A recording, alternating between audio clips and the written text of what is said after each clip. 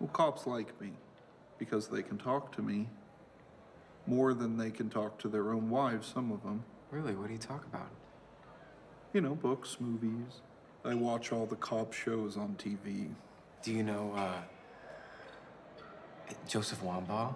Police Story? You ever watch that? Huge fan. Oh. I got a lot of my insights right there. Really?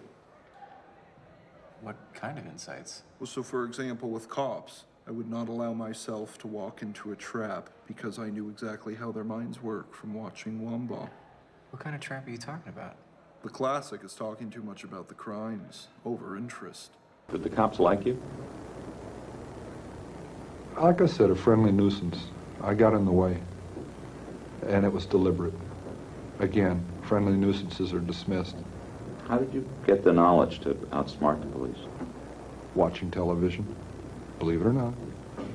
Joseph Wambaugh, Police Story. Got some tremendous insights into not just the gimmicks, the actual things, the tidbits that you would pick up from their procedures, but the mechanics behind that, the logic behind it, was I would not allow myself to walk into even a potential trap of behavior.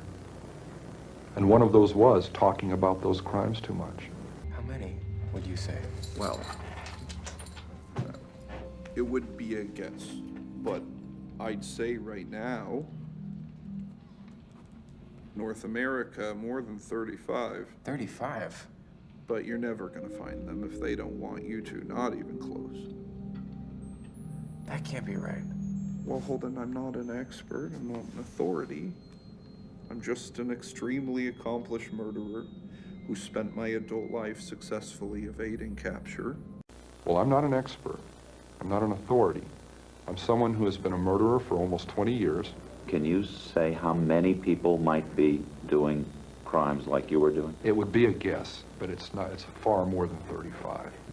It isn't that impossible in this society. It happens. Are there more people? They didn't give up. How many? She didn't give up.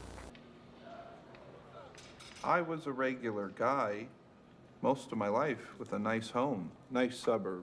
I had pets, I went to a good school, I was thoughtful, educated, well brought up young person. There's no question about it. But at the same time, I was living a vile, depraved, entirely parallel other life, filled with debased violence and mayhem and fear and death. People see. A nice guy. Did you like Kemper? I like Kemper. You were able to appear like an ordinary person, non-threatening to... I lived as an ordinary person most of my life, even though I was living a parallel and increasingly sick life, other life. That's all she lived for, man, her work and her precious co-eds, whom she mothered relentlessly. Do you think that she neglected you for them? Put it this way, she had a very violently outspoken position on men.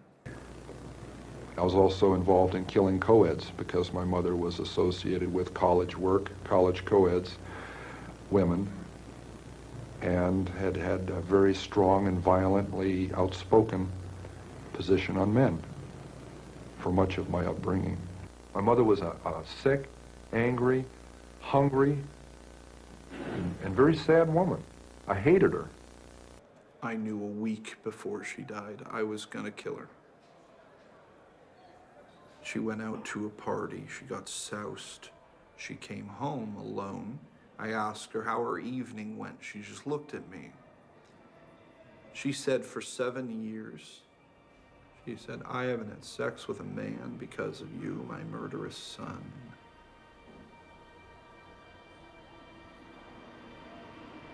So I got a claw hammer and I beat her to death.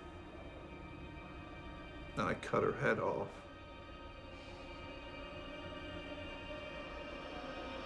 And I humiliated her.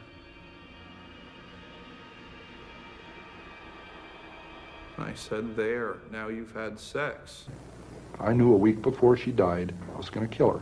And she went out to a party, she got soused, she came home, went to sleep. I was woken up by that, came out, I walked up to her bed, she's laying there reading a paperback, as many thousands of nights before. And she said, "Oh, I suppose you're going to want to sit up all night and talk now." And in a rage, I went right back in. "For 7 years," she said, "I haven't had sex with a man because of you, my murderous son." This is one of our arguments. I cut off her head, and I humiliated her corpse. I said, "There,